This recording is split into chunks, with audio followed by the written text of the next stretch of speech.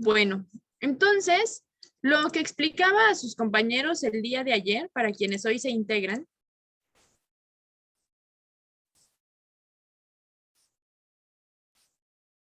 Ay, Dios, permítanme un segundo.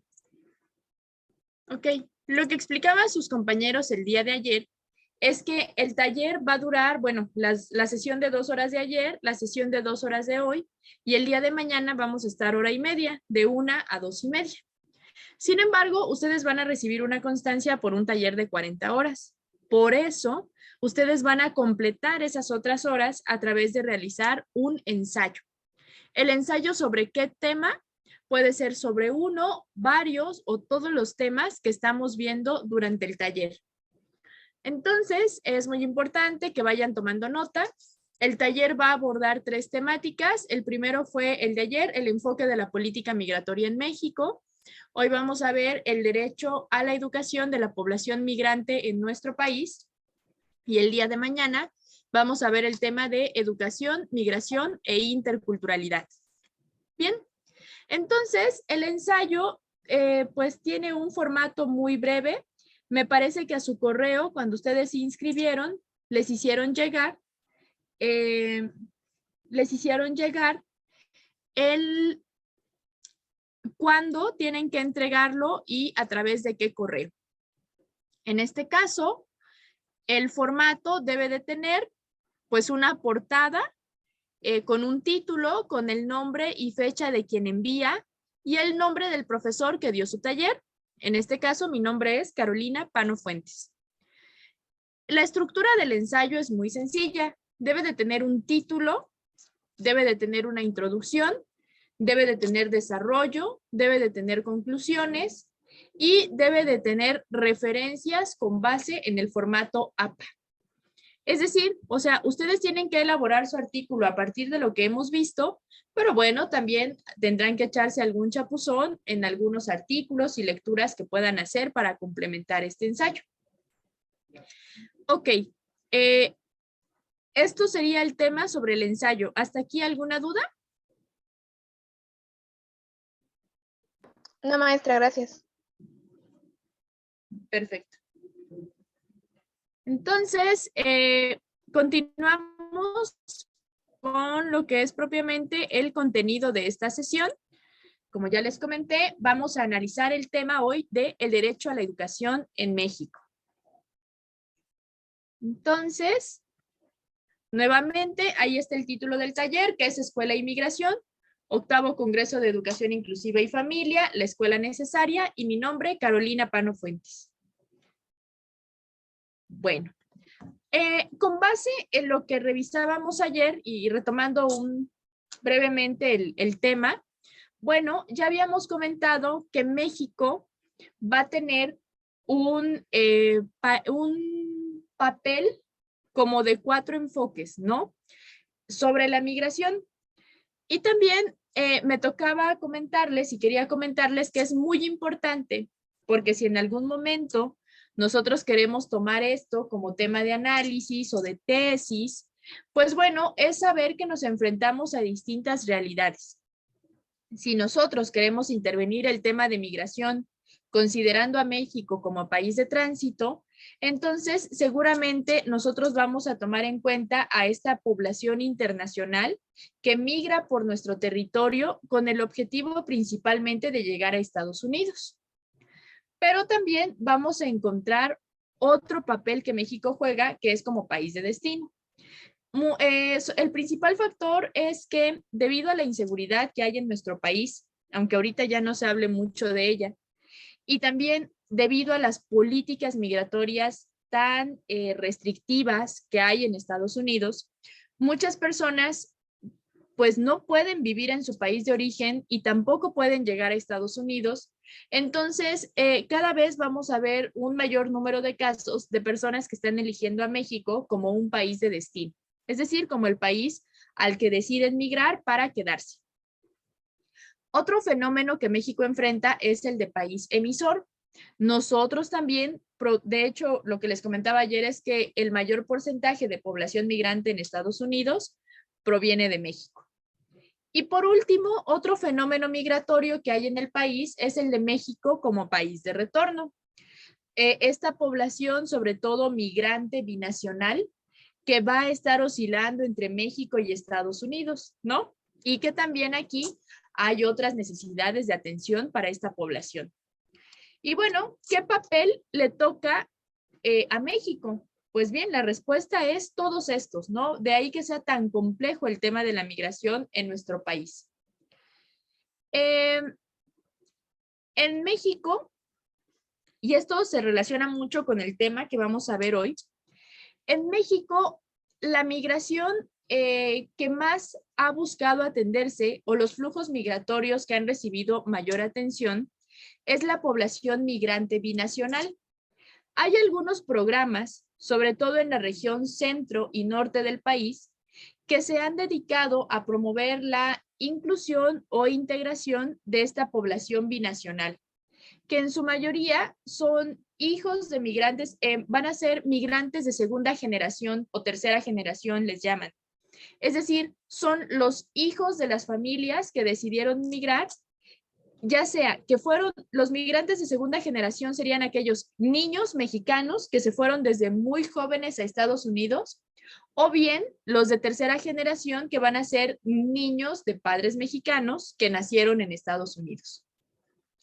Y que por diversos motivos, a veces por la condición de estancia o por procesos de reunificación familiar o por la determinación de la familia de regresar a México, ahora regresan y bueno, van a atravesar diversos procesos de inclusión o integración social en nuestro territorio. Y para ello, pues México ha destinado varias acciones para poder regular la condición educativa de estos alumnos binacionales. Otro tema u otro flujo migratorio que ha sido atendido desde la política educativa mexicana y desde la política migratoria del país es hacia la población jornalera agrícola migrante. Y ustedes dirán, ¿quiénes son estas personas? Bien, los jornaleros agrícolas migrantes, sobre todo el flujo va a estar de Guatemala y últimamente, a partir del año 2000, se empezó a identificar a población hondureña, salvadoreña y nicaragüense. Entonces, es importante ver que también los flujos migratorios, por alguna razón no tan extraña, son del sur al norte.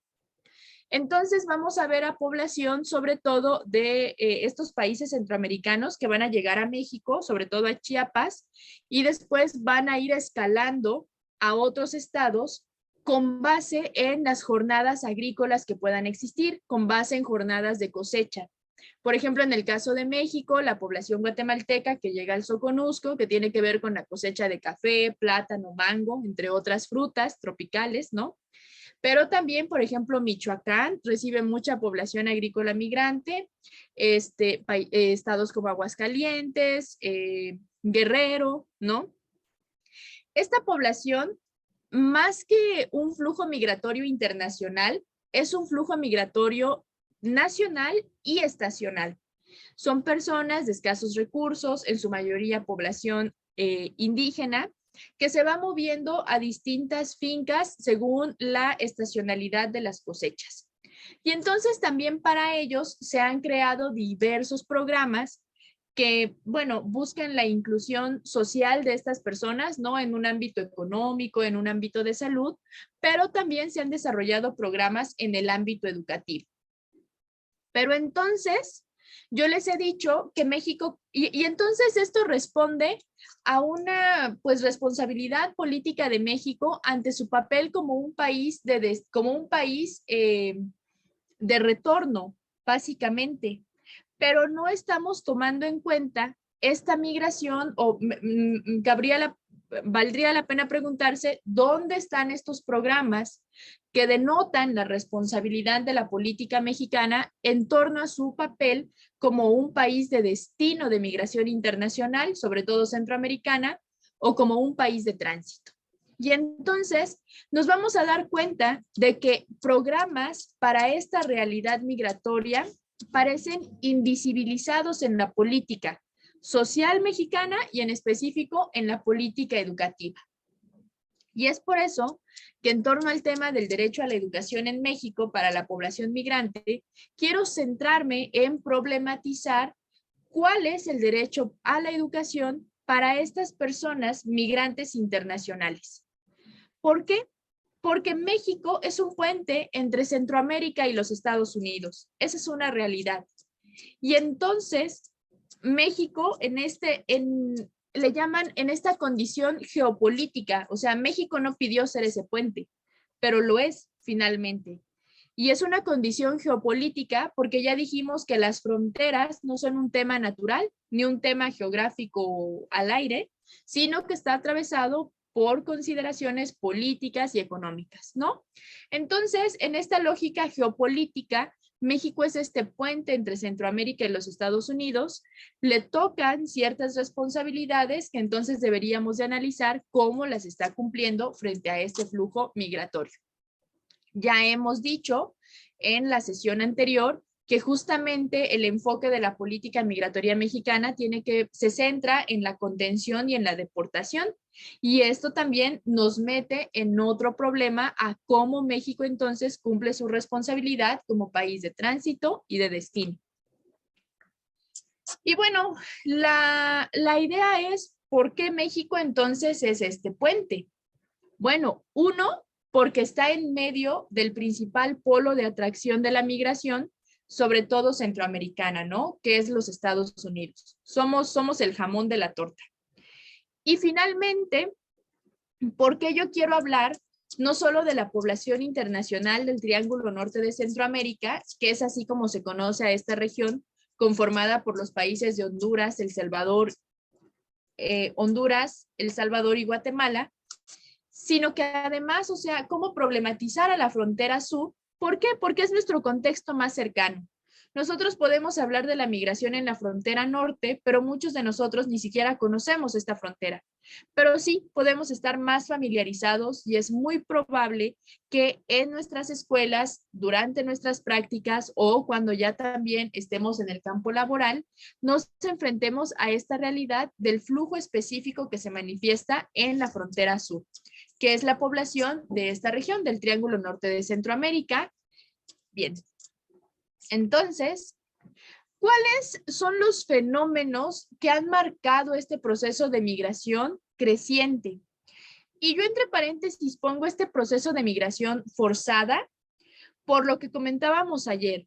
Hay sectores de la población a quienes la migración ya no es una opción, sino es una apuesta por la supervivencia. Y entonces, analizando un poco a partir de diversos textos, cuáles son las condiciones que hacen que hayan más flujos migratorios del Triángulo Norte de Centroamérica hacia México y los Estados Unidos. Bien, algunos motivos que se han identificado son la violencia y la inseguridad por la presencia y conflicto entre familias.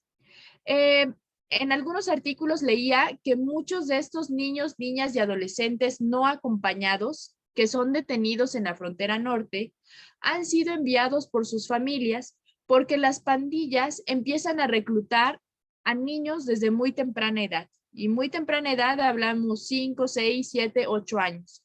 Entonces las familias, con tal de proteger a sus hijos, pues a veces apuestan porque tengan un chance de una mejor vida a través de este proceso.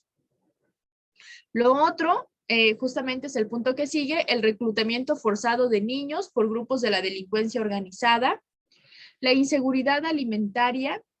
Estos países del Triángulo Norte de Centroamérica han pasado por muchos desastres naturales, sobre todo en la década de los 90. Estos desastres naturales como que los motivaron a migrar aún más, pero sobre todo,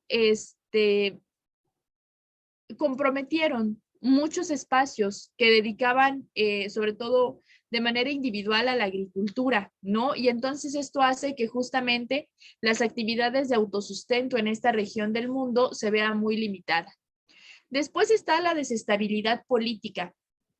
Realmente, este es otro tema que se vivió con mayor intensidad en la década de los 80, pero que aún tiene secuelas. La pobreza es población. Nosotros a veces decimos que a México nos falta mucho.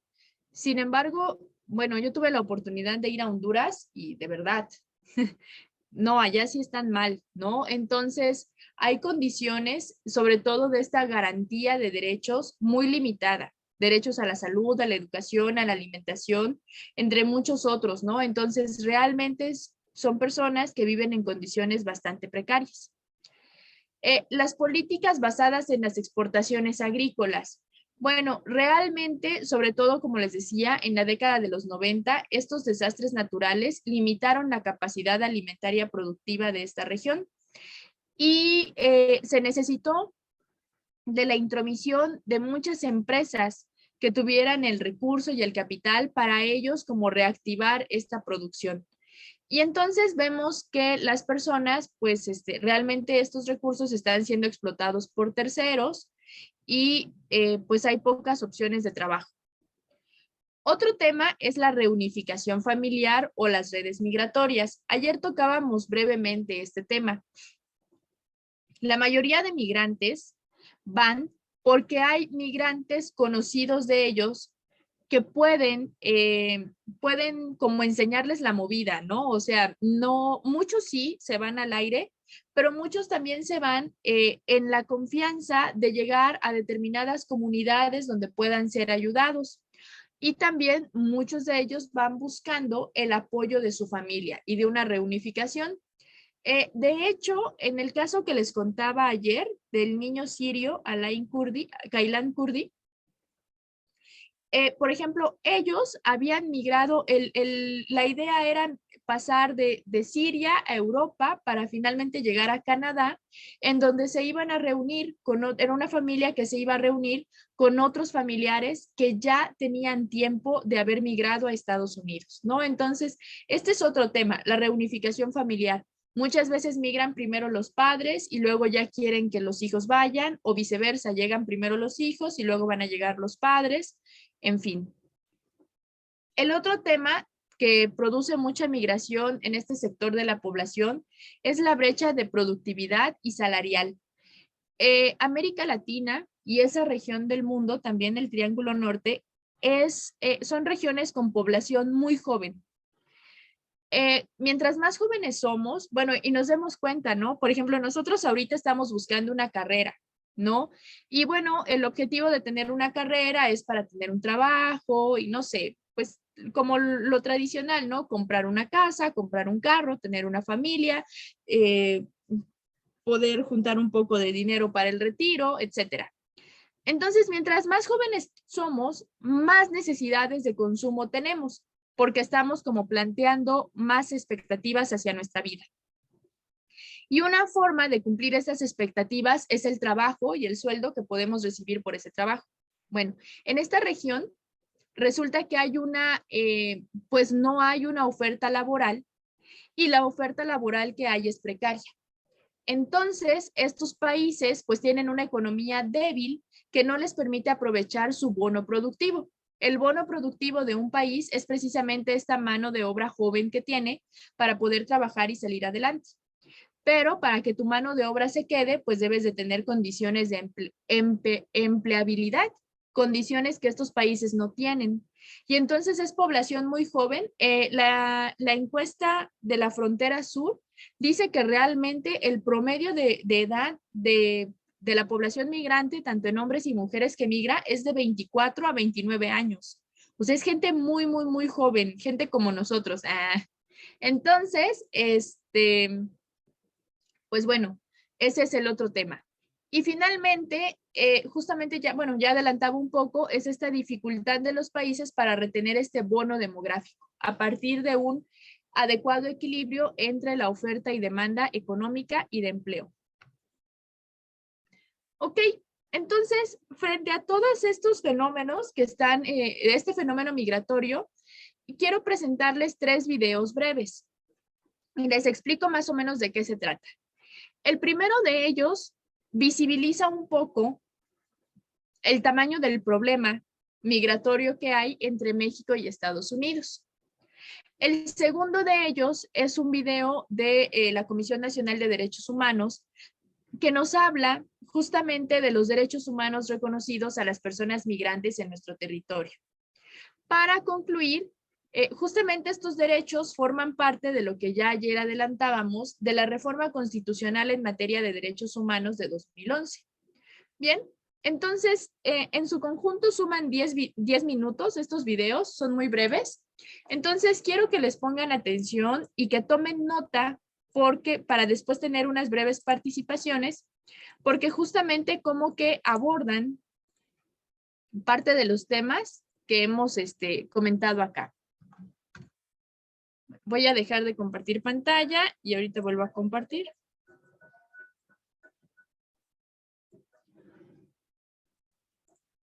Okay.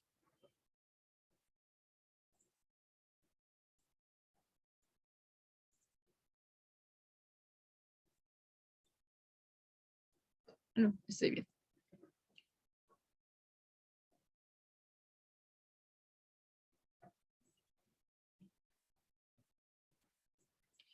No. No oyen el audio, ¿verdad? No, profe, eso le iba a decir, no se escucha.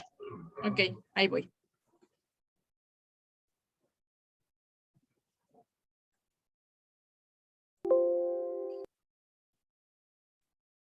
La crisis migratoria sigue ¿Ya?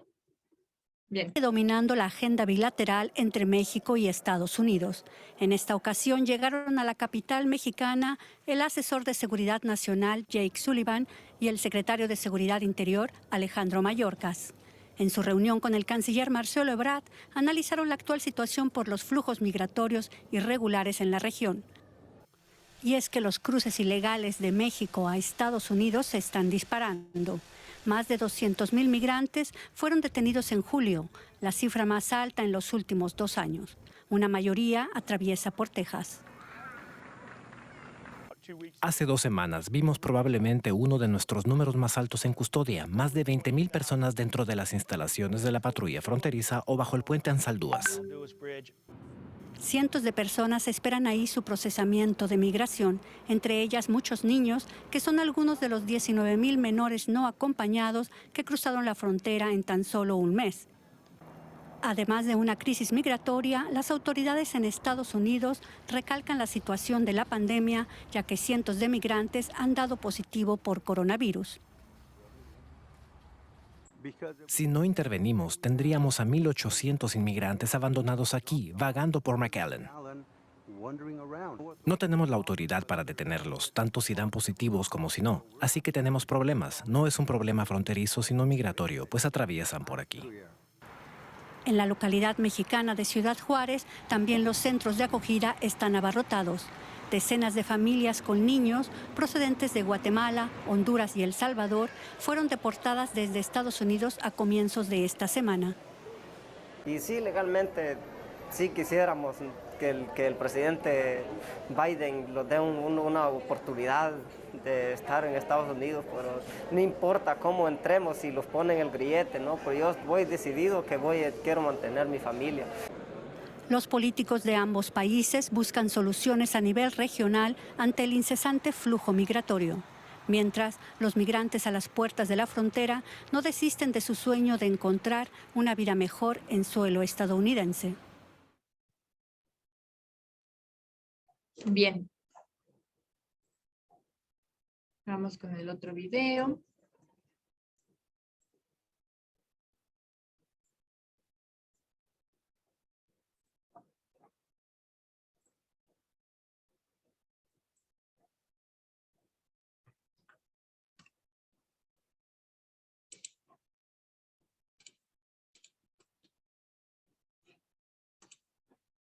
Las personas que migran de sus países de origen lo hacen principalmente porque tienen el anhelo de reunificar su familia o escapar de la pobreza, la desesperanza y cada vez más de la violencia social, incluida la familiar.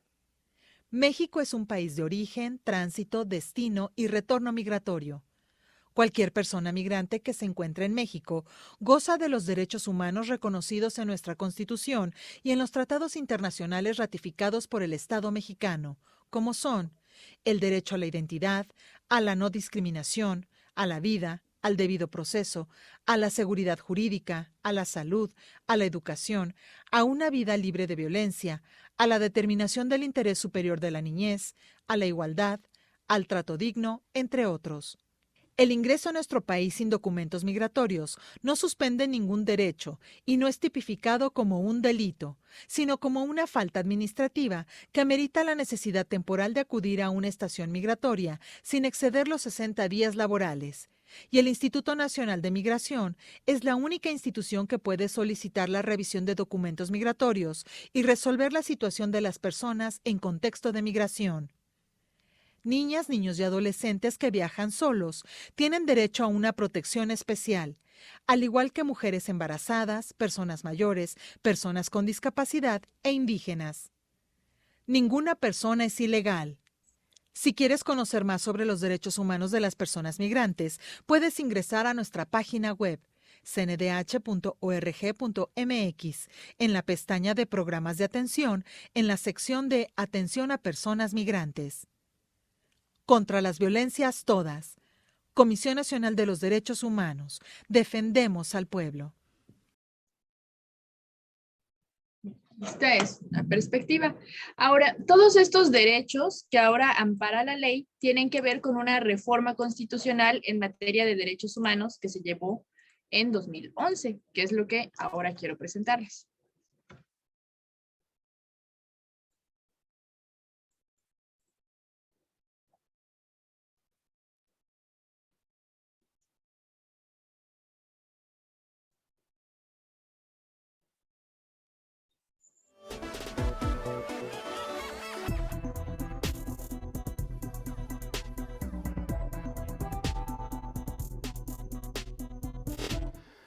La reforma constitucional en materia de derechos humanos de junio de 2011 representa un avance significativo en la protección de los derechos en este país. La reforma, entre varias características, contempló un cambio de conceptos para pasar del concepto original de la Constitución del 17 de garantías individuales al concepto de derechos humanos. Este cambio radical y sustancial pareciera no ser del todo visible, pero de hecho es de lo más importante, ya que ahora la Constitución incorpora el concepto de derechos humanos que hace alusión a los tratados internacionales en la materia. Y con ello se logra una incorporación de los tratados y criterios internacionales en materia de derechos humanos a nivel constitucional. La Suprema Corte de Justicia de la Nación tuvo la oportunidad de examinar y explorar las ventajas y los alcances de la reforma constitucional de junio de 2011 en materia de derechos humanos, casi justo después de que se promulgó. Esto fue a través del expediente Varios 912/2010. Este asunto que conoció la Suprema Corte tuvo que ver con el cumplimiento de la sentencia de la Corte Interamericana de Derechos Humanos en el caso Rosendo Radilla. Para ello, el caso Rosendo Radilla, hay que recordar, fue el caso de una desaparición forzada de personas que ocurrió durante el episodio histórico conocido como la Guerra Sucia. En el expediente Varios, en el expediente en que se analizó cómo la Suprema Corte podía cumplir y cómo el Estado mexicano podía cumplir con las sentencias de la Corte Interamericana, un tema muy relevante fue este nuevo régimen de derechos.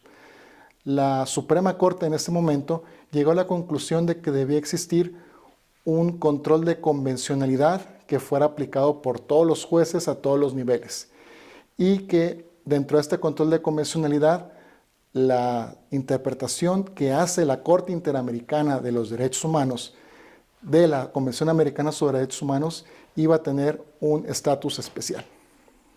Ahora bien, estas primeras ideas esbozadas en el expediente Varios 912 generaron una serie de preguntas e incluso conflictos.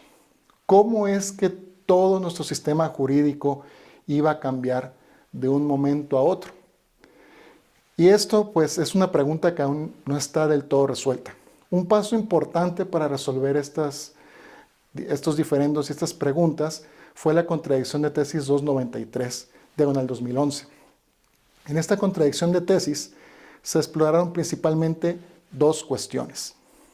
En primer lugar, la Suprema Corte llegó a la conclusión de que debía existir un bloque de regularidad constitucional en donde se pudieran juntar, interpretar, interactuar los derechos y sus interpretaciones tanto de la Constitución como de los tratados internacionales. A este criterio, algún sector de la Corte le quiso añadir que en este bloque y parámetro de regularidad constitucional, pues las restricciones de la Constitución no podían ser tocadas o menoscabadas. Otra característica u otro aspecto importante que fue decidido por la contradicción de 393 fue el hecho de determinar, por fin, que la jurisprudencia de la Corte Interamericana de Derechos Humanos, incluso cuando se trate de casos que no sean precisamente de México, tiene un valor constitucional, tiene un valor vinculante para las autoridades y las autoridades se deben encargar de aplicarlas en el contexto específico.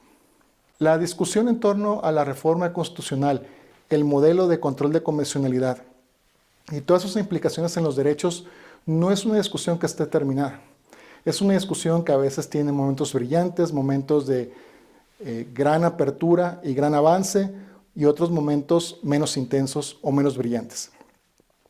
El hecho es que en el futuro, sin duda la aplicación y la reflexión en torno a lo que es la reforma constitucional en materia de derechos humanos, que data ya de junio de 2011, es decir, ya hace casi 8 años, será uno de los temas más importantes de nuestro constitucionalismo.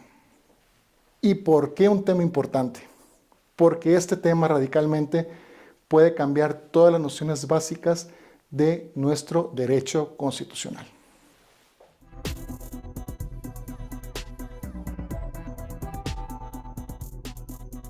Muy bien. Entonces, justamente estos 3 videos que quise compartir con ustedes es pues para contextualizar, ¿no? Un poco esto que hemos venido platicando acerca de los retos de la migración para nuestro país y lo que también ayer platicábamos, ¿no? Este hecho de que cada vez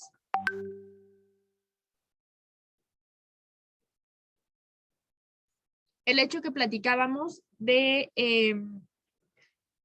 que antes la migración pues únicamente se regía por la ley de población. Al día de hoy tenemos la ley de migración y la ley de migración se da en un contexto de una reforma en materia de derechos humanos y esto ha permitido reconocer, sobre todo cuando un derecho está en la Constitución, en materia de derechos humanos dicen que este se vuelve exigible.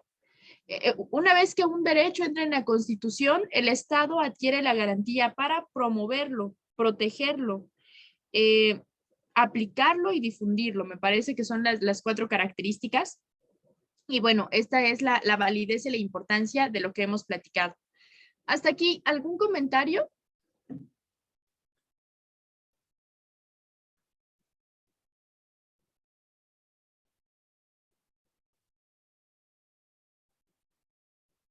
Ok, bien, continuamos. Bueno, y como les decía, quiero centrarme para hablar de la frontera sur y sobre todo de la región,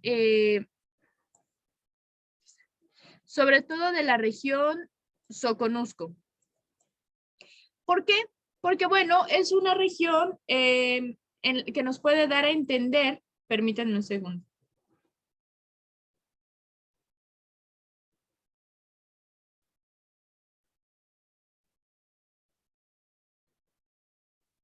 Ok, es una región donde el tema de la migración es más presente para nuestro estado.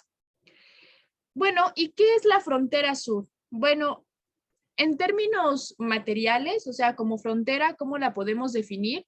Bueno, esta comprende los estados de Chiapas, Tabasco, Campeche y Quintana Roo.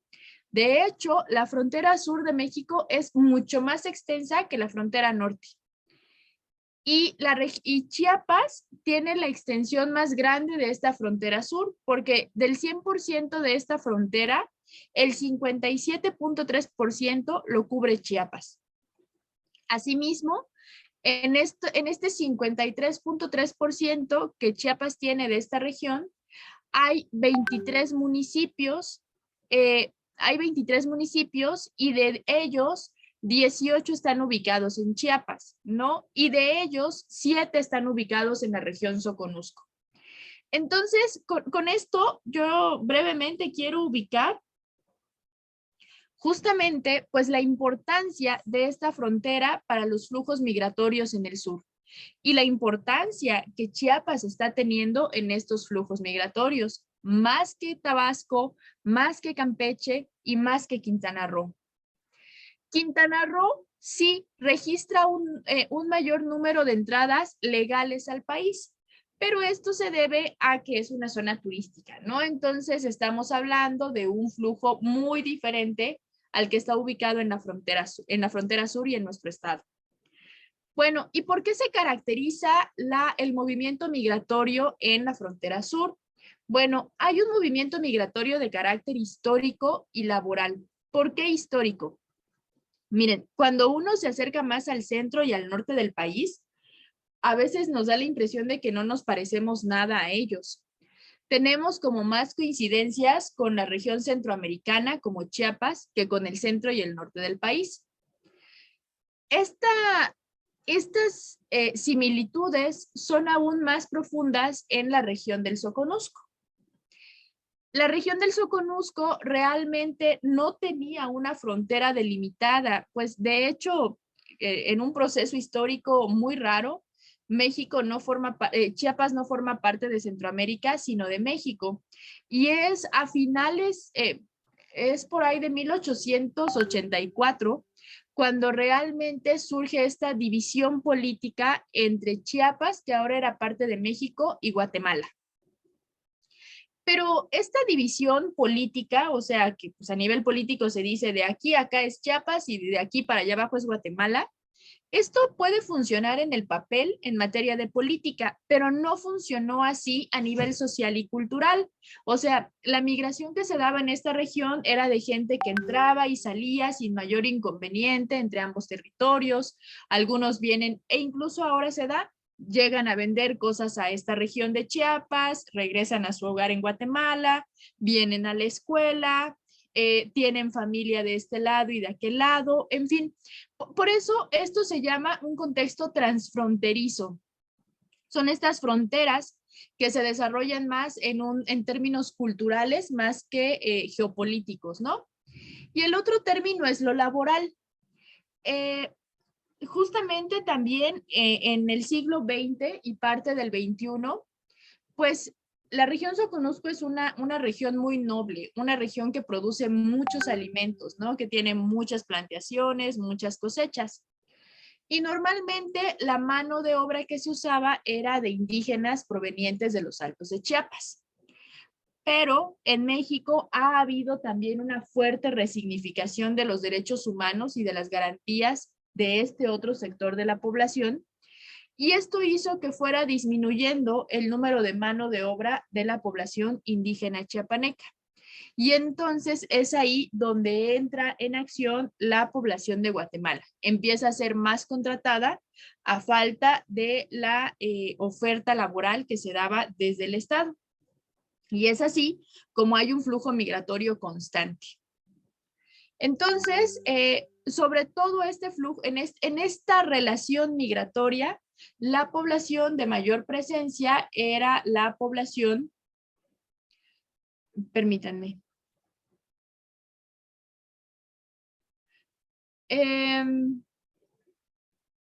Sí. Ok, entonces la migración con mayor presencia en estos flujos es la población guatemalteca, ¿no? Bueno, después también vamos a ver que este flujo migratorio está marcado por agrícolas guatemaltecos, trabajadores agrícolas guatemaltecos. De hecho, ya en la década de los 90, en el 2000, se crearon algunos instrumentos, ya ayer los mencionaban, algunas visas para trabajadores temporales, otras o trabajadores transfronterizos que les permiten entrar y salir continuamente del territorio. Pero en los últimos años también vamos a empezar a ver, sobre todo a partir del año 2000, mucha gente que es de nacionalidades como la hondureña y la salvadoreña, nicaragüense en menor medida, que se unían también a este perfil migratorio. Y esto se empieza a complejizar, porque entonces ya no solo estamos en la tradicional dinámica transfronteriza entre México y Guatemala, sino que ya vemos a personas de otras nacionalidades.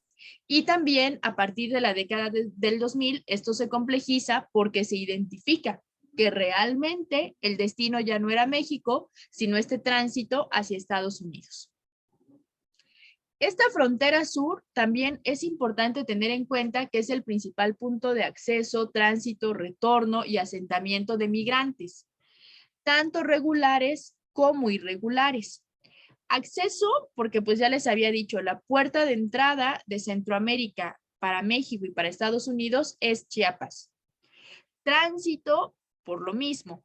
Y retorno, ¿por qué? Porque lo que les comentaba ayer, muchas veces los migrantes que son asegurados en la frontera norte son devueltos a las estaciones migratorias de la frontera sur. Y bueno, muchas veces estos ya no se devuelven propiamente a su territorio. Y entonces, bueno, aquí vamos viendo que entonces ya también hay un punto de retorno y de asentamiento. Todos estos flujos pueden tener un carácter regular o irregular. En su mayoría son irregulares. Bien. Ahora, nada más algunas cifras para darnos cuenta de esta relevancia. Miren, en 2017, Chiapas registró casi 35,000 detenciones migratorias irregulares. Y esto representa más de 1/3 del total de detenciones nacionales. O sea, si se dan cuenta, bueno, esto tiene que ver con la política de contención, la forma en la que Chiapas pues ha recibido muchos recursos para fortalecer sus dispositivos migratorios, pero también tiene que ver con que es la región donde más incidencia o presencia de esta población hay. Miren, de esas casi 35,000, 27,000 fueron devueltas a su país de origen. Eso quiere decir, ahí hay una diferencia como de 7,000 personas que no fueron devueltas. Esto puede ser porque lograron quedarse en México, ya sea de una forma, sobre todo aquí podemos pensar que de una forma regular, porque ya estaban en la jurisdicción de las autoridades. Entonces, aunque no nos dicen precisamente, porque en la estadística, el INEGI tampoco nos va a decir, pues hay tantos hondureños, tantos salvadoreños, tantos nicaragüenses viviendo en México. ¿Por qué? Es muy difícil llevar un dato censal. Uno, porque el enfoque administrativo que tiene la política únicamente registra detenciones, no está censando a población migrante. Y lo otro es que dada la condición de estancia, es muy difícil saber exactamente el número de población migrante que puede estar asentada, en este caso en la región Soconusco. Entonces, lo único que nosotros podemos tener son indicios del tamaño de esta población en la región. Y un indicio es la diferencia entre quienes fueron asegurados y quienes fueron devueltos. Ahí vemos en ese año una diferencia de 7,000 personas que seguramente quedaron en nuestro territorio. ¿Y esto qué nos indica? Que seguramente estas personas venían con hijos o ya aquí se han casado con otras personas, y esta dinámica nos indica la presencia muy alta de alumnos migrantes en las escuelas. También en ese mismo año se otorgaron residencias temporales y permanentes. Del total que se entregó, del total de solicitantes, de estas residencias, casi el 83% fue solicitado por personas del Triángulo Norte de Centroamérica. Esto es importante porque han sido dispositivos para buscar regular una estancia legal. ¿Por qué es importante? Porque mientras se pueda demostrar una condición regular de la estancia, pues es más fácil que estas personas accedan a servicios, ¿no? Pero también hay otra cosa que dificulta su realidad, que pueden ser las actitudes de discriminación o xenofobia que puedan haber desde esos mismos servicios a las personas y entre la población. Bueno, otro dato importante es que Chiapas es el estado que mayor población proveniente del Triángulo Norte de Centroamérica en condición migratoria temporal o permanente tiene, o sea, casi un 31%. Y también hay otra condición de estancia, que es la solicitud de refugio, donde del 100% de estas solicitudes de refugio a nivel nacional, el 99% es de estas personas del Triángulo Norte. Entonces, ¿qué nos indica el alto porcentaje de solicitudes de refugio de estas personas para México? Uno, cómo México cada vez se prefigura más como un país de destino. O sea, solicitar asilo implica solicitar el llegar, el que este país me abra las puertas y asentarme en ese país. Entonces, estos datos estadísticos no nos dicen qué está pasando, pero sí nos permiten inferir la importancia de la realidad migratoria de nuestro estado. Aquí también presento estas dos estadísticas. Miren, por ejemplo, esta gráfica nos habla de la distribución porcentual del flujo de centroamericanos devueltos por las autoridades mexicanas por destino final según país de origen. Es decir, aquí nos dicen el porcentaje de población, de qué país vienen y qué país consideraban como país de origen, si México o Estados Unidos, desde 2009 hasta 2018. Y si se dan cuenta, bueno, para el caso de la población de Guatemala, México es un país tan importante de destino como Estados Unidos. Pero si nos damos cuenta, entre la población de Honduras y El Salvador, al pasar de los años, vamos viendo cómo para población de Honduras, de un 2% que consideraba México como destino, ahora ya es un 21%. Y como de El Salvador pasamos de un 15% a un 28%. Lo mismo, estas estadísticas solo son para darles a entender esta importancia, ¿no? Como cada vez hay más presencia de esta población en la región. Y esta otra gráfica nos habla de los eventos de aseguramiento, según la nacionalidad. Miren, justamente estas palabras son como muy duras y también aquí están denotando el enfoque de nuestra política migratoria, porque cuando se dice aseguramientos, pues tiene que ver con esta parte de cómo los han contenido, ¿no? A estos migrantes. Y vemos cómo al pasar de los años, lo mismo de 2002 a 2018, ha habido, bueno, aquí ¿por qué decidí dividirlo de 2002, 2006, 12 y 18? Decidí dividirlo por sexenios. Aquí estarían las políticas de Fox, aquí las de Calderón, aquí las de Peña Nieto y aquí las de López Obrador. Y si se dan cuenta, vemos que la política, a pesar de que ahorita podríamos estar en un enfoque de derechos humanos sobre la migración, los programas dicen una cosa distinta. Y esto se refleja en el número de aseguramientos, cómo va aumentando. Pero aparte de dar a entender eso con esta estadística, lo que quiero que ustedes vean es también cómo ha ido aumentando el porcentaje de las poblaciones por país. Bien. Ahora, con base en los datos expuestos, entonces, ¿qué podemos decir de los flujos migratorios en la región Soconusco? De entrada, podemos decir que estos se caracterizan por un alto carácter binacional, México-Guatemala. También hay un movimiento importante transfronterizo circular, lo que decíamos, gente que entra y sale y que su vida está configurada en estos dos espacios. El ingreso de trabajadores agrícolas migrantes y sus familias. En la región también es muy importante. No solamente tenemos a niños migrantes internacionales, que son con los que nos podemos topar en la escuela, sino también a los jornaleros agrícolas. Y esta es una realidad igual de compleja, porque son niños que en su mayoría forman parte de circuitos de trabajo infantil. La política, que es el programa, híjole, ahorita se me fue su nombre, lo vamos a ver más adelante. El programa que instala servicios educativos en las fincas donde los chicos trabajan. Bueno, esta es una forma de garantizar el derecho a la educación de estos niños. Sin embargo, son niños que en su mayoría trabajan, ya sea en la cosecha o bien al cuidado de sus hermanitos o de las casas o de los campamentos donde se instalan.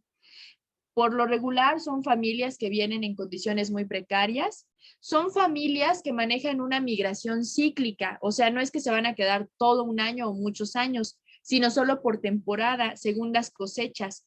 Y entonces esto vuelve difícil, pues, el seguimiento educativo de los niños, porque imagínense, para empezar, son planes educativos completamente distintos y que no van a la par, o sea, no es como que, ay, aquí llego en enero y me sumo a los contenidos de enero y regreso allá en septiembre, y, o sea, no es así, ¿no? Entonces, hay muchísimos vicios ahí para la atención educativa de los jornaleros agrícolas inmigrantes, que son también una población muy importante en la región.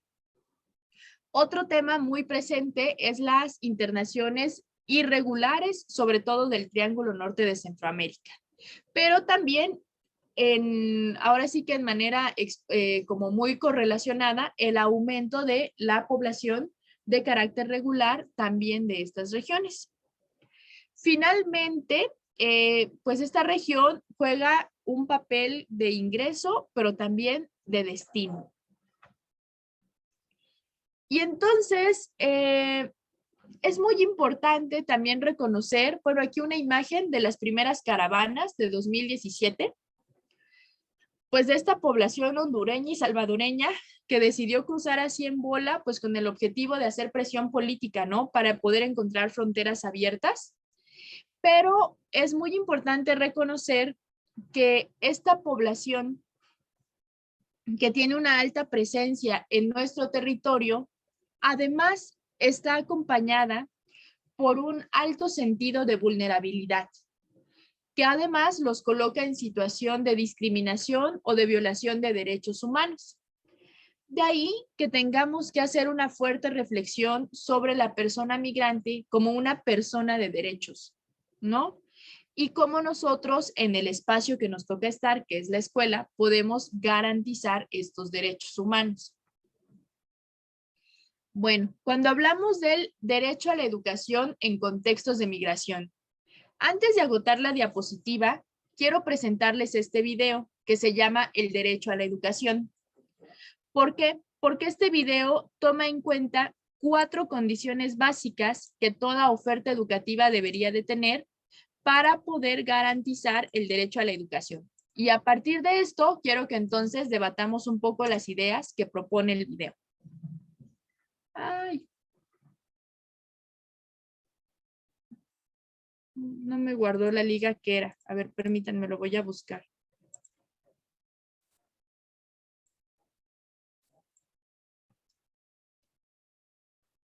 Voy a hacer el espacio que estoy dejando. Permítanme, ahorita lo rastreo rápido.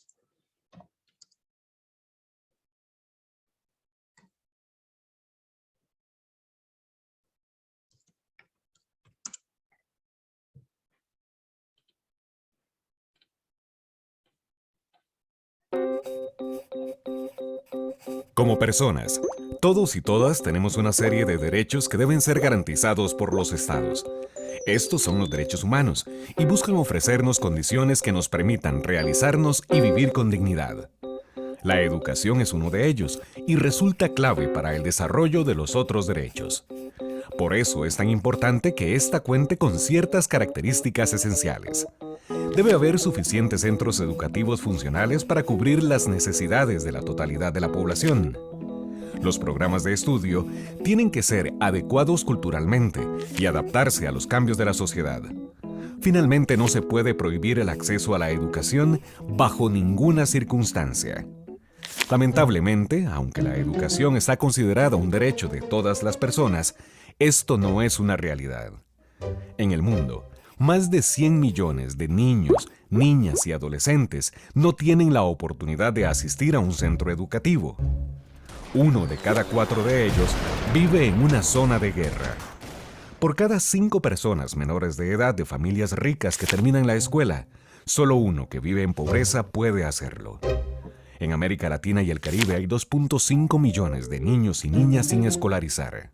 Además, al menos 33 millones de personas no cuentan con las competencias educativas básicas. 55% de ellas son mujeres. Existen una serie de barreras que impiden que todas las personas puedan disfrutar de su derecho a la educación. Una de ellas es la discriminación, exclusión o preferencia por etnia, condición económica, sexo, religión, edad, orientación sexual, discapacidad o nacionalidad. Otras se presentan debido a las condiciones sociales, políticas o económicas que atraviesan los países.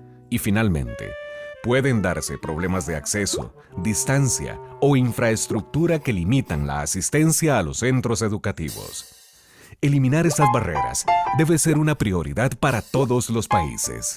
Por esta razón, los estados tienen la obligación de respetar, proteger y garantizar el derecho a la educación. Respetar significa no tomar medidas que estorben o impidan el disfrute de este derecho. Al proteger, se aseguran que otros no interfieran en el ejercicio del derecho a la educación.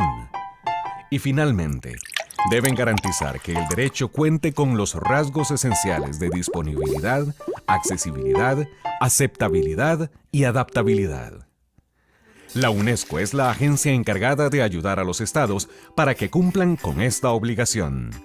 En 1948, la Declaración Universal de los Derechos Humanos estableció que todas las personas tienen derecho a la educación. En 1960, la UNESCO y sus Estados miembros, a través de la Convención relativa a la lucha contra las discriminaciones en la esfera de la enseñanza, determinaron que la discriminación constituye un atropello a este derecho y se comprometieron a eliminar o prevenir cualquier discriminación en el sector educativo. Entre el 2000 y el 2015, se implementó la iniciativa Educación para Todos, en la cual 164 países se comprometieron a dar educación básica de calidad a todos los niños, niñas, jóvenes y personas adultas. Ahora se han propuesto un nuevo reto. Recientemente la Asamblea General de las Naciones Unidas aprobó la Agenda 2030 para el Desarrollo Sostenible, que pretende poner fin a la pobreza, luchar contra la desigualdad y la injusticia y hacer frente al cambio climático. Entre los objetivos de esta agenda está el garantizar una educación inclusiva, equitativa y de calidad, y promover oportunidades de aprendizaje durante toda la vida. Si bien es cierto que garantizar el derecho a la educación es una tarea de los estados, la verdad es que todos y todas podemos colaborar al exigir su cumplimiento como portadores de este derecho y, en lo posible, promover su acceso para otras personas que nos rodean. Recordemos que la educación es la base para poder ejercer otros derechos, ya que contribuye a la realización personal, reduce las desigualdades sociales y económicas y promueve la igualdad y el respeto hacia los demás. Todo esto, mientras ayuda a garantizar posibilidades de trabajo digno y fomenta la existencia de sociedades más pacíficas e igualitarias.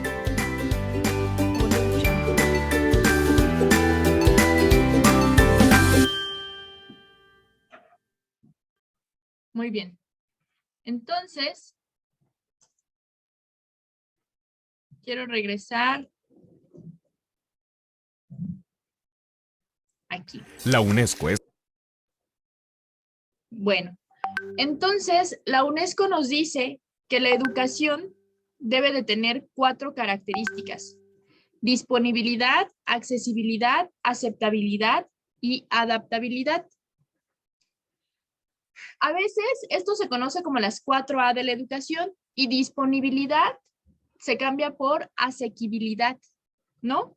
Y entonces estas 4A de la educación son las 4 condiciones para que una educación verdaderamente permita, sea una educación de calidad, pero además hagamos valer el derecho a la educación. En el tema de migración, ¿ustedes cuáles creen que son los retos para cumplir cada una de estas condiciones con base en lo que hemos revisado?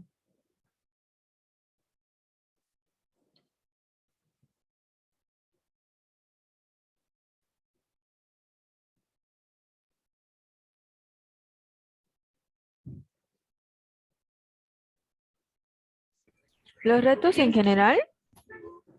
Sí, en general o en cada uno de ellos, como el punto es que quiero conocer su opinión. Ok. ¿Qué participe bueno. ahorita?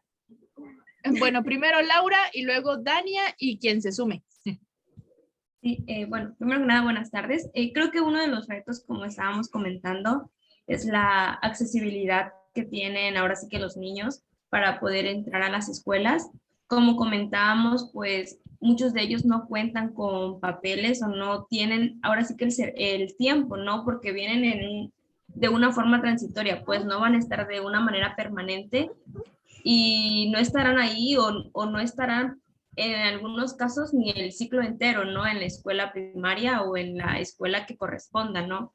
Entonces creo que igual la accesibilidad es uno de los principales retos, porque quizás en el lugar donde el niño esté o la familia esté, pues no se cuenta con una escuela en donde los acepten o en donde puedan, pues continuar con sus estudios, ¿no?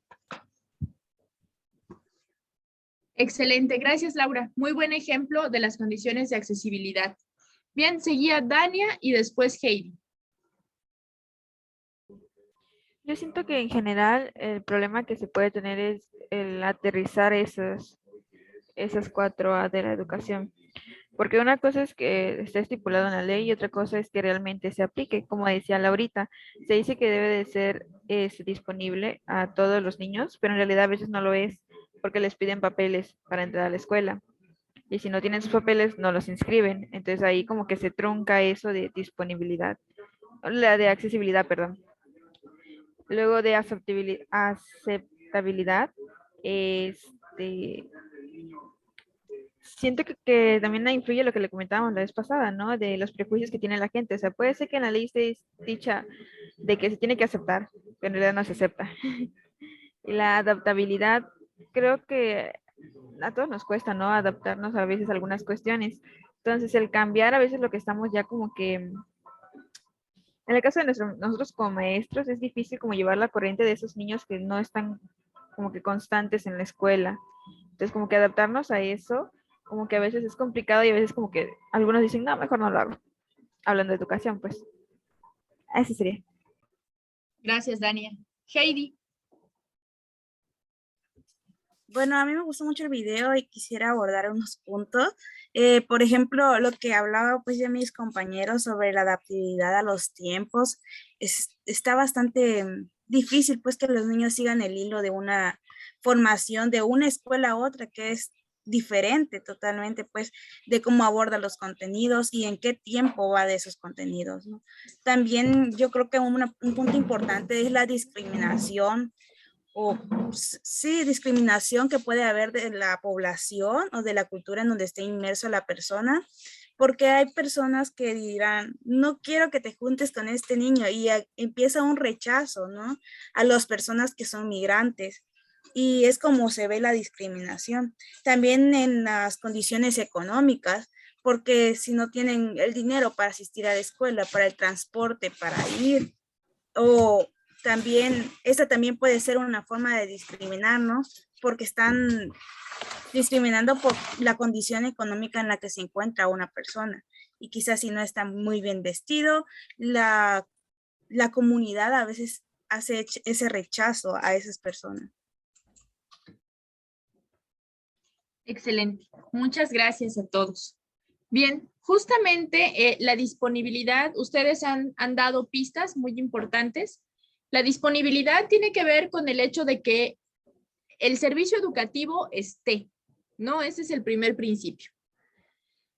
Bueno, entonces, cuando nosotros hablamos de población migrante, digamos que las escuelas pueden estar disponibles en el territorio nacional y en el caso de la población agrícola migrante, pues sí se cumple la disponibilidad, porque a través de convenios con los dueños de las fincas cafetaleras o de cualquier otra finca, se acuerdan convenios y entonces se establece un servicio educativo tipo CONAFE, aunque no es CONAFE, pero funciona con una modalidad similar.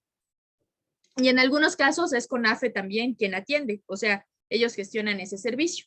Entonces, el primer principio es que la escuela esté. Bueno, pudiéramos decir, parece que no es tan complejo. Sin embargo, también ahora complejicemos el nivel. Bueno, muchas veces esta oferta se va a limitar a preescolar y primaria.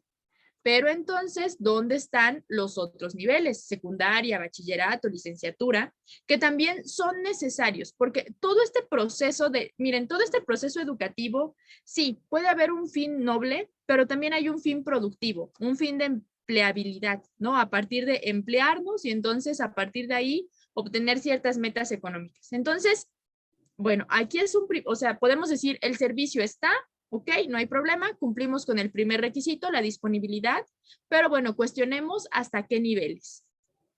Después viene la accesibilidad, que entonces aquí en la accesibilidad y en la aceptabilidad ya vamos complejizando.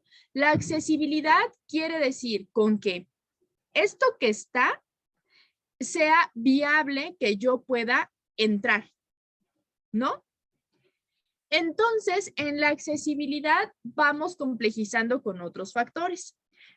Vamos complejizando sobre todo con la parte administrativa, o sea, actualmente la Constitución, la Ley General de Educación y las normas de control escolar para la educación básica dicen que no es exigible a un niño un papel para que pueda entrar a la escuela, porque es un derecho humano.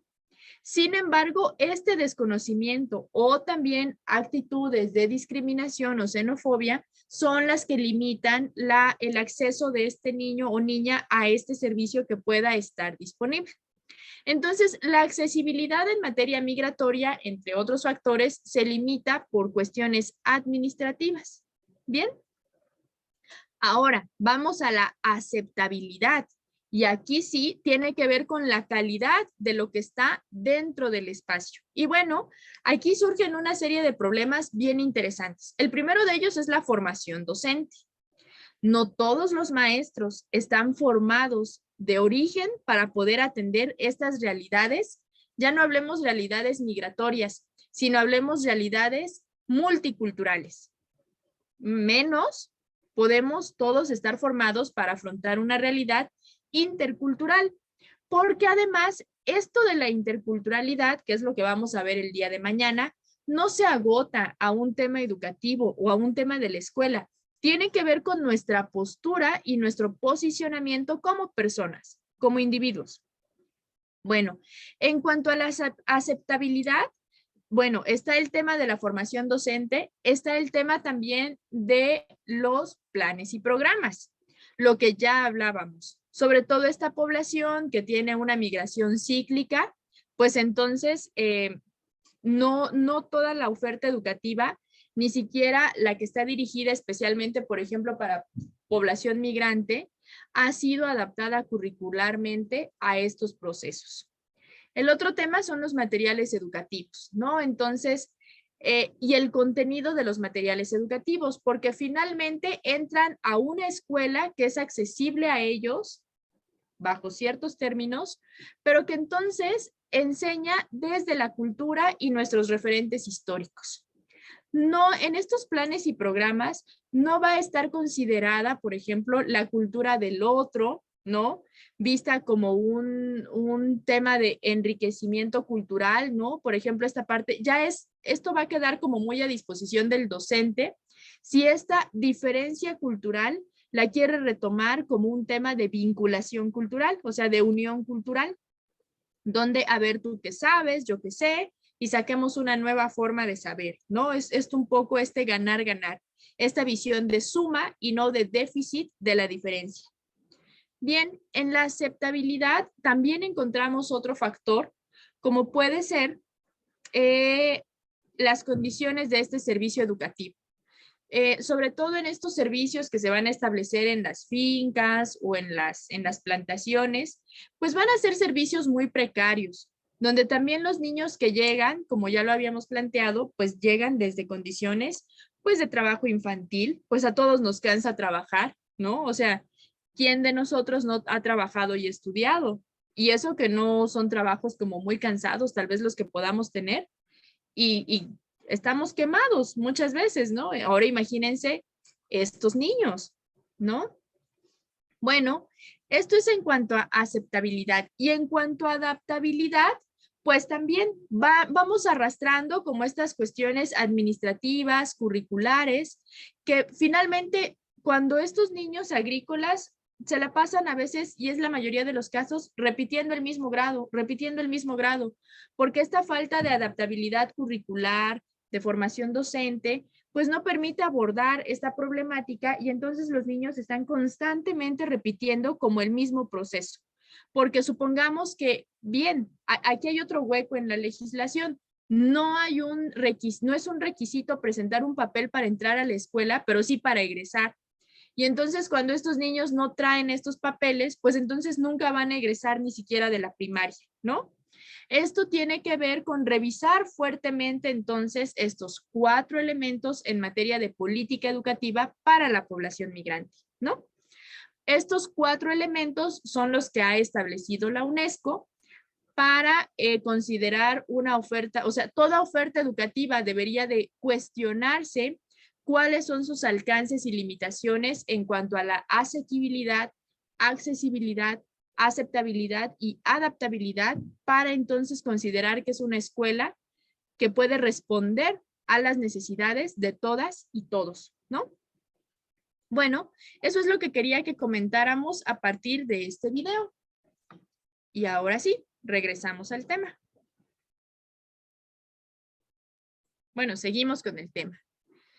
Bien, entonces la estadística que compartimos pues nos muestra, ¿verdad?, la importancia de la población migrante internacional en nuestro estado. Y entonces uno diría, bueno, pero sí, son migrantes internacionales, pero a la vez pues somos un poco de lo mismo, ¿no? Pero no, o sea, aquí estamos frente a una pluralidad de necesidades. O sea, me refiero a que alguien pudiera pensar, bueno, es un niño de Guatemala que está en mi escuela y pues no pasa nada. O es un niño de Salvador o es un niño de Honduras. ¿Por qué? Porque esta cuestión de educación y migración agarra otros tintes, por ejemplo, si la analizamos en Europa, que por ejemplo España recibe a mucha población africana. Y entonces aquí hay un tema de lenguaje, de cultura, de religión, mucho más acentuado que en este contexto migratorio. Bueno, es nada más como una nota, tener en cuenta que hay múltiples factores. Pero aquí sí estamos frente a un proceso de diversidad. Y es un proceso de diversidad nacional que tiene consecuencias culturales, pero también administrativas y también legales, ¿no? Entonces, y familiares. Entonces, como que son muchas cuestiones a las que debemos ser sensibles. No es un alumno más, porque podemos tener una similitud física, lingüística muy, muy fuerte y a veces por eso, como se parece a mí, como que borramos las diferencias.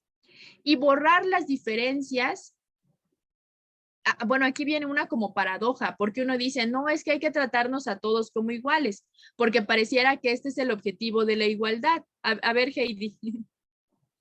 Es lo que estaba pensando justamente con eso de que pensamos que en tratar a todos como iguales, y si tratamos a diferente a alguna persona es como vamos a hacer como una selectividad, van a sentir los demás niños, es su preferido o algo así, ¿no?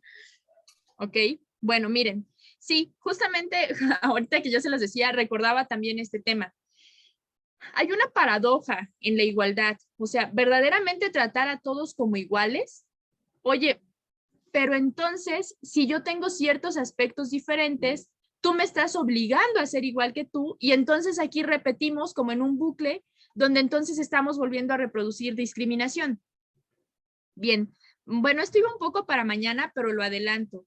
Miren, la diferencia que nosotros podamos afirmar, pero que sea una diferencia que implique la violación del derecho humano del otro, esa es una diferencia que no podemos permitir.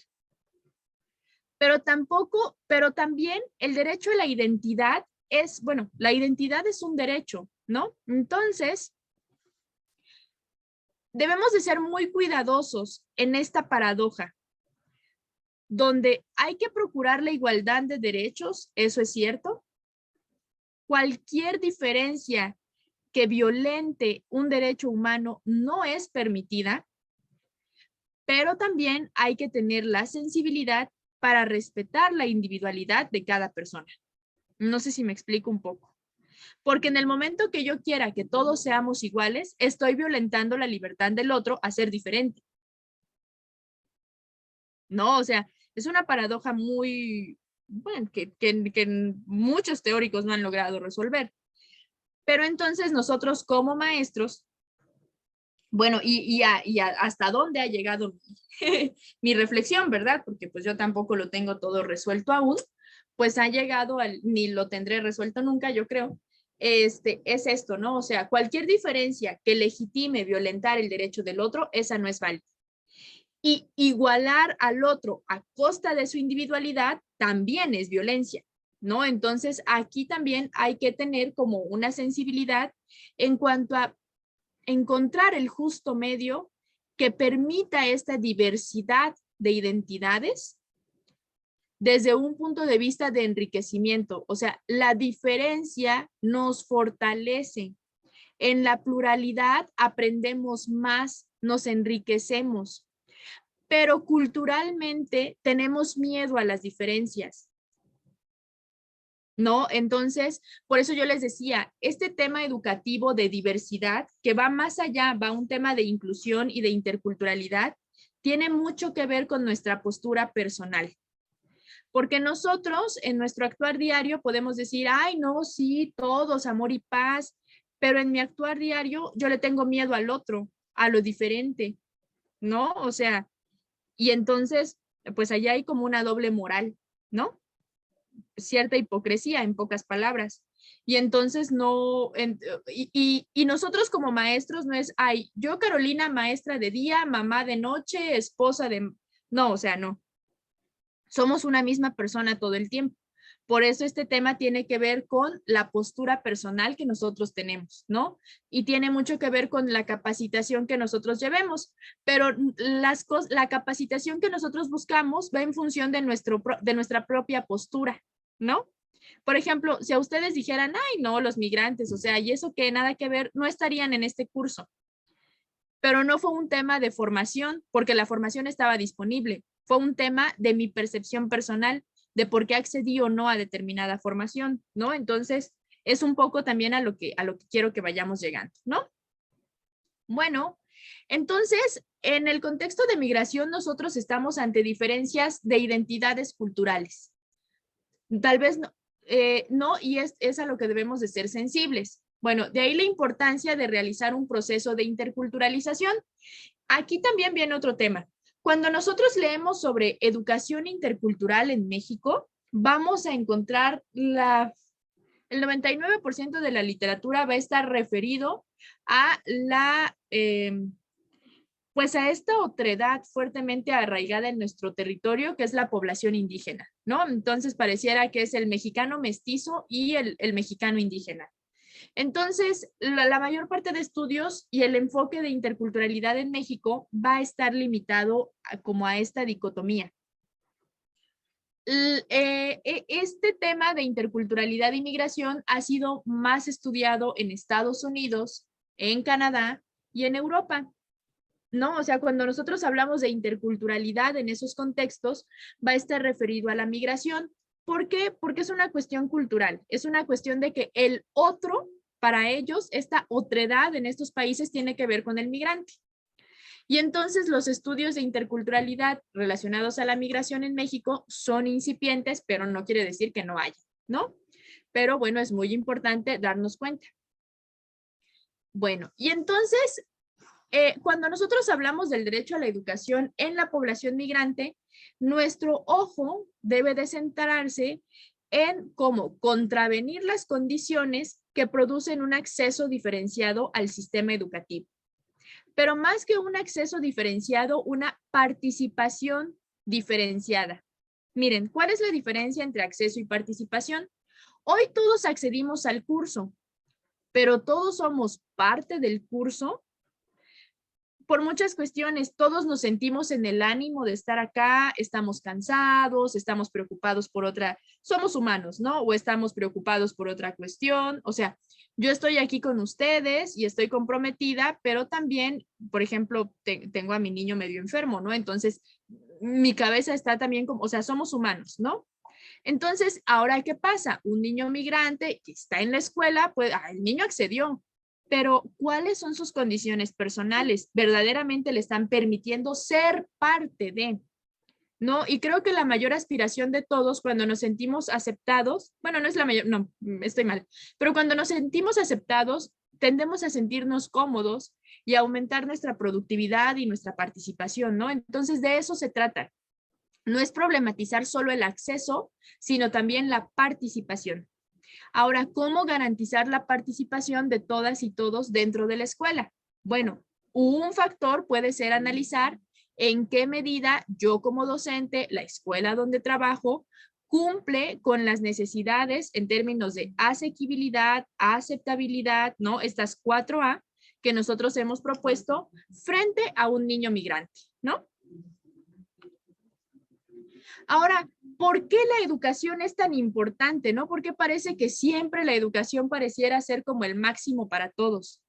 Bueno, porque la educación es una ruta para la incorporación de las personas en el tejido social.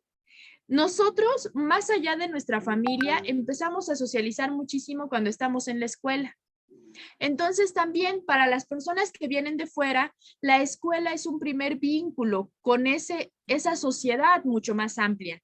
Pero ahora estamos hablando de la escuela es una sociedad pequeñita, ¿no? Que nos permite ir familiarizándonos con el país en el que estamos. Por eso la escuela es un espacio idóneo. Ahora, en la escuela pasamos muchísimas horas. Pasamos tanto tiempo como en casa.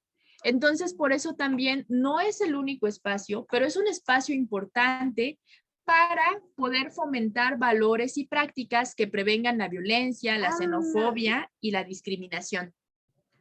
La educación también contribuye a la comprensión del mundo, ¿no? O sea, en la medida, bueno, dicen que a la escuela se entra a desaprender, y eso es muy cierto, porque a veces andamos metidos leyendo cosas que ni al caso. Pero muchas veces también la escuela nos lleva a descubrir otros mundos, a potenciar nuestro desarrollo. Entonces, por eso también su importancia. Bueno, y entonces ya era lo que decía, por eso debemos de problematizar la forma en la que se garantiza el acceso y la participación de los niños migrantes a la escuela. La escuela entendida como una impronta de prosperidad y estabilidad social, ¿no? Entonces, yo ahorita quiero compartirles brevemente, que leamos brevemente de aquí a las 2:50, nuevamente, un pequeñito artículo, ¿no? Aquí les voy a compartir la liga. El artículo se titula La educación para los migrantes, un derecho inalienable, ¿no? Es un poco como reafirmar, no, perdón, primero vamos a ver este video sobre la educación y después nos vamos a la lectura.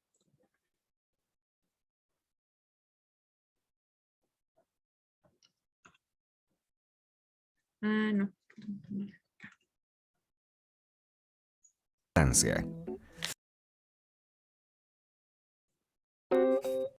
A ver, creo que aquí fue, ya sé qué es lo que pasó, confundí las ligas.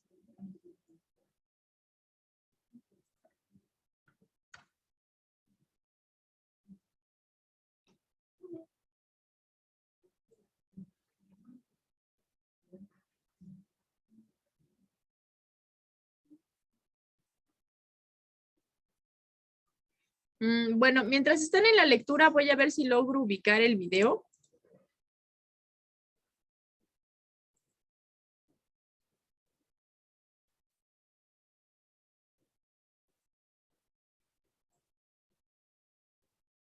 Bueno, perdón, voy a continuar. Me confundí un poco, la lectura es para el día de mañana. Entonces, voy a continuar para concluir brevemente y ya al final hay otro video. Bueno, miren, entonces, justamente lo que veníamos diciendo de cómo cumplimos el derecho a la educación para estas personas migrantes.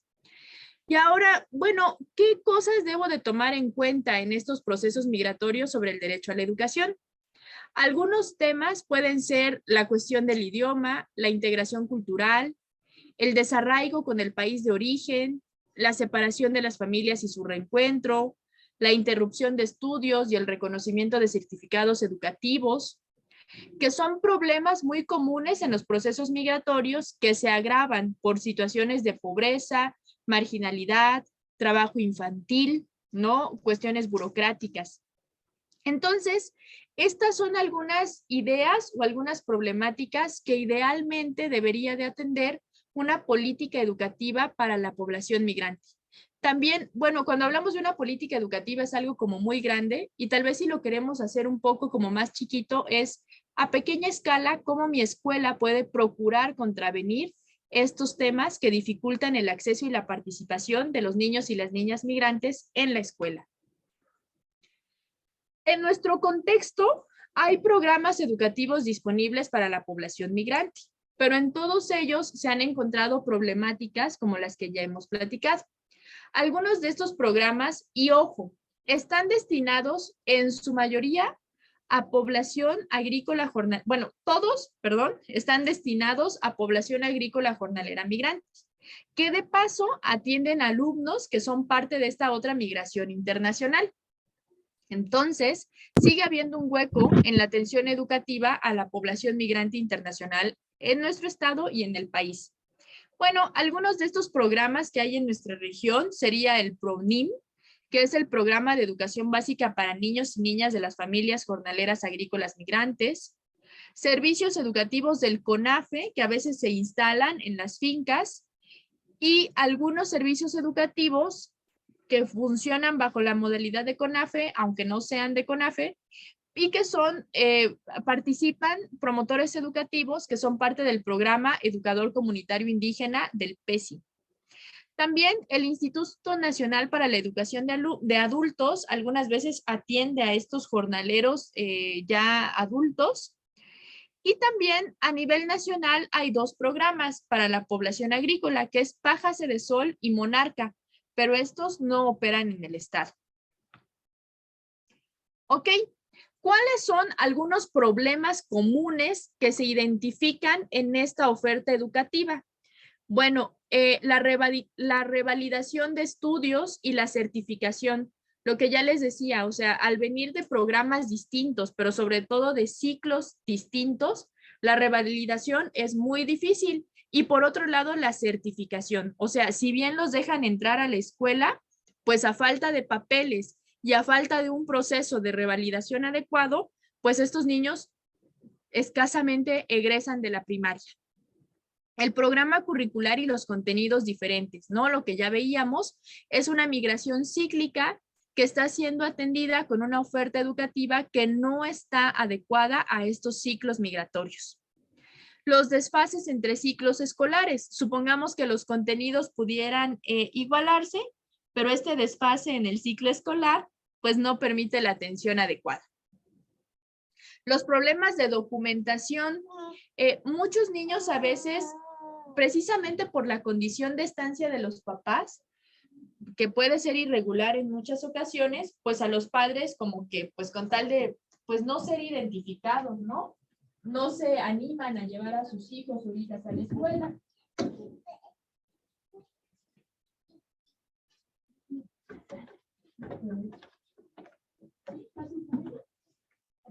Sí, con sus, no se animan a inscribir a sus hijos o hijas a las escuelas, y entonces, pues bueno, aquí también vemos otra problemática. La difusión deficiente de los programas. Bueno, el otro tema es que los derechos están, pero muchas veces no los conocemos y por eso no los exigimos. Entonces, pues también esto limita la exigencia del derecho a la educación por parte de los padres para sus hijos y sus hijas. Y la formación docente. Definitivamente nadie lo sabe todo y la capacitación es muy importante, pero a veces no existen ofertas educativas, no existen ofertas educativas en este sentido. Bueno, ahora, ¿qué líneas estratégicas pudieran establecerse entonces para cumplir, como para hacer válido el derecho a la educación de esta población? Bueno, seguimos con las problemáticas. Que hay programas educativos, pero que no parten de un diagnóstico adecuado, entonces no se puede atender justamente las necesidades de esta población de manera idónea. Hay dificultades para la instalación de los servicios educativos, sobre todo para la población agrícola que trabaja en las fincas, pues no todas las personas, porque esto está sujeto a la voluntad del dueño de la finca o de la cosecha. Entonces, pues no todos a veces permiten la instalación del servicio. La falta de pertinencia pedagógica, o sea, imagínense trabajar con niños que llegan cansados porque ya han tenido una jornada laboral previa. Entonces, pedagógicamente, ¿cómo puedo yo atender a estos niños? La rotación docente debido a las condiciones laborales que también son precarias. Una, pues no idónea, no es un contexto idóneo en cuanto a equipamiento, suministro de libros, etcétera, ¿no? La débil capacidad de gestión de las entidades federativas, o sea, si finalmente los recursos para la educación en general son limitados, ¿cuánto más, imagínense, para este sector en específico? De hecho, por ejemplo, habían recursos etiquetados específicos para la atención de la población migrante, pero a partir de 2014 todos se hagan de cuenta que todos esos recursos para diferentes necesidades los ponen dentro de uno que se llama Programa para la Inclusión Educativa, PIE, y le restan muchísimo recurso y entonces, pues bueno, queda incluso más vulnerable este servicio educativo. Ok. Entonces, ¿qué tendría que tener una oferta educativa pertinente para esta población? Considerar la formación docente, tanto inicial como continua. Sobre todo, incluir en la educación pública un enfoque de educación intercultural de manera transversal, ¿no? O sea, ¿por qué son importantes los contenidos transversales? Porque tienen que ver con contenidos que quieren instalarse como valores en el ser humano, ¿no? O sea, no como un contenido disciplinario, ¿no? ¿Qué es la interculturalidad? No, cómo yo vivo la interculturalidad, ¿no? En los servicios educativos, pues fortalecer la infraestructura, el equipamiento, los materiales. Modificar los parámetros para el ingreso, permanencia, egreso y certificación en todos los niveles educativos, ¿no? Desarrollar un currículo y calendario que se ajuste a los ciclos lectivos de estos niños. Crear medios para que esta población pueda acceder a la información, es decir, conocer sus derechos. Entonces, y un tema bien importante, o por lo menos para mí, es mejorar los sistemas de información estadística. O sea, que verdaderamente nosotros tengamos la posibilidad de conocer cuál es el universo de esta población dentro de nuestro sistema educativo. Ok, y bueno, un tema que no es propiamente educativo, pero que forma parte de la atención de la población migrante, es la atención al tema del trabajo infantil. Bueno, aunado a esto, hay una breve lectura que nos habla 7 consejos de la UNESCO para fortalecer la educación inclusiva de migrantes y refugiados. Entonces, si me permiten, es un texto muy breve. Lo voy a compartir con ustedes aquí a través del chat del Zoom. Voy a dejar de compartir. Bueno, lo leemos en 10 minutitos. Les digo, es algo muy breve y nos vemos aquí 2:55 para cerrar.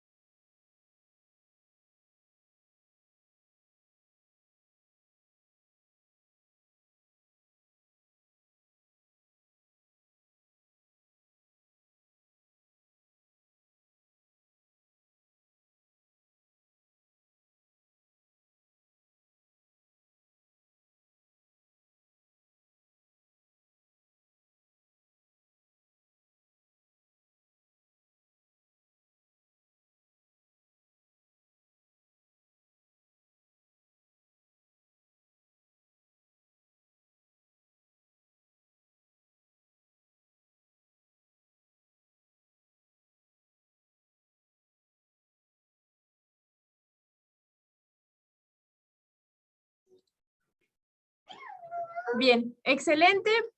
Estamos de vuelta para concluir. Quisiera conocer el comentario de una persona respecto a la lectura. Si se puede, alguien diferente de quienes ya participaron.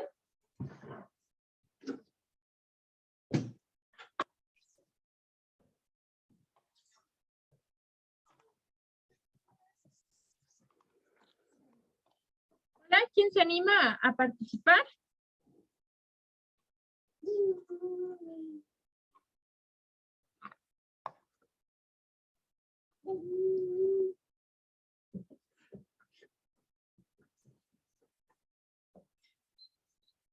Ok, Kevin, te veo animado.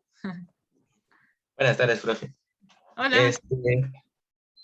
Pues la verdad es algo muy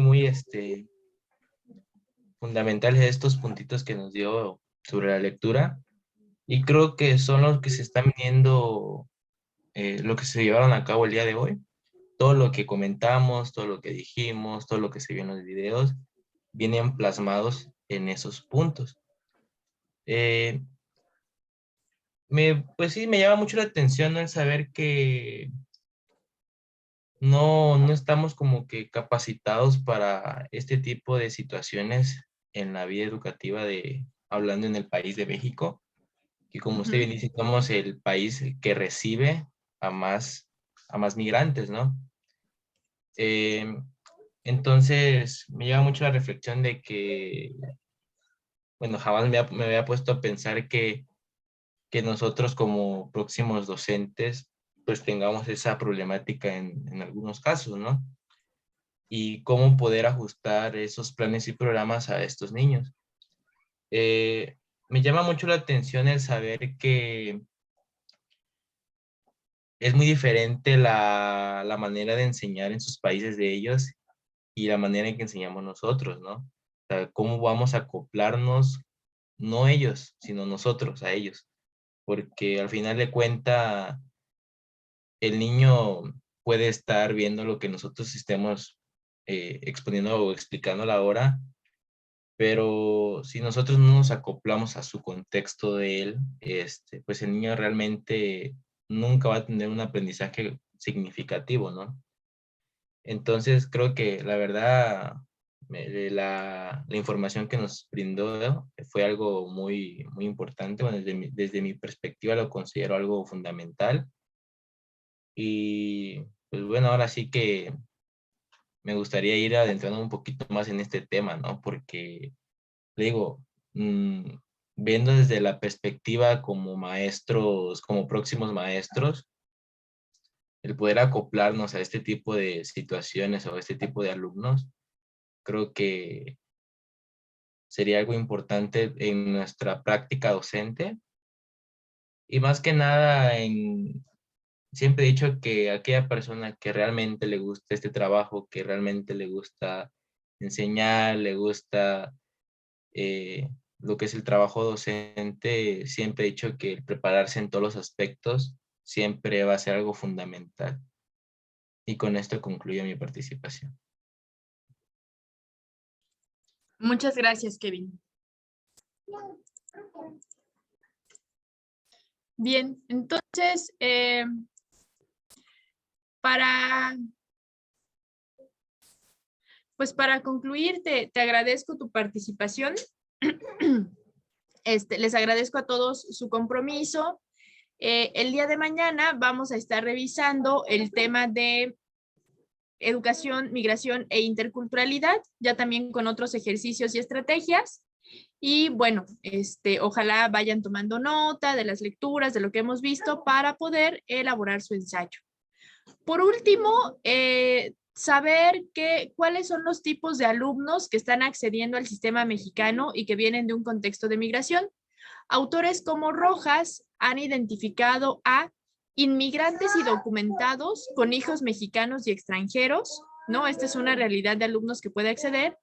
Migrantes temporales con hijos mexicanos y extranjeros. Trabajadores transfronterizos con hijos mexicanos y extranjeros.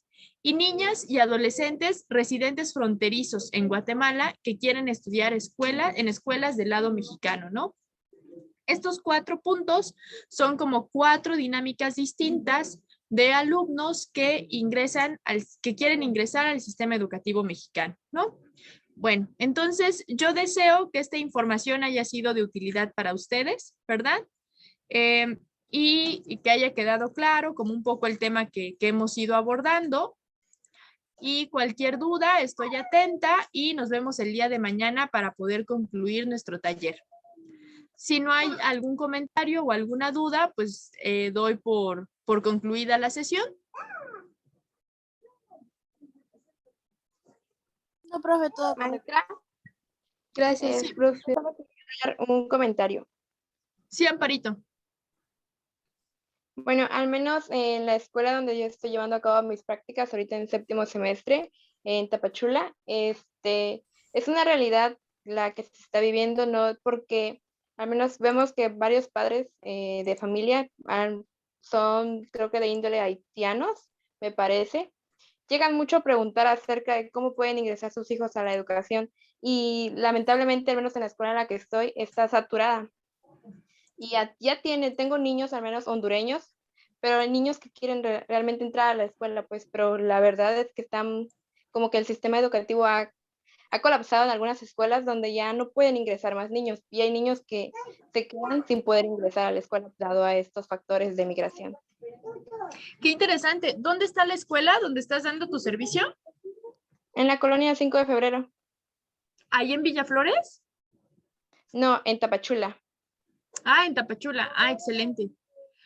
Sí, bueno, sí son otras condiciones, ¿verdad? Que siempre se presentan.